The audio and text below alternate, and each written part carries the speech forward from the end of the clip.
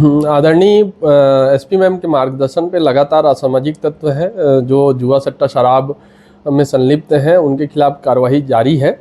कल कमला कॉलेज चौक में एक लोमेन निर्मलकर है जो सट्टा लिख रहा है करके सूचना मिली थी, जिसे टीम के द्वारा घेराबंदी करके पकड़ा गया था और उससे पूछताछ में बताया कि बिसेन सोनकर है जो उसके साथ काम करता है। और दोनों को जब पूछताछ किए तो उनके कब्जे से 4 नग मोबाइल और एक लैपटॉप और 10,000 रुपये नकद मिला है, और जिसमें मोबाइल और लैपटॉप में लेन देन संबंधी जानकारी प्राप्त हुई है, जिन्हें छत्तीसगढ़ जुआ प्रतिषेध अधिनियम के तहत अपराध पंजीबद्ध करके आज माननीय न्यायालय में गिरफ्तार करके माननीय न्यायालय में पेश कर रहे हैं। आगे भी लगातार इसी प्रकार की कार्रवाई जारी रहेगी।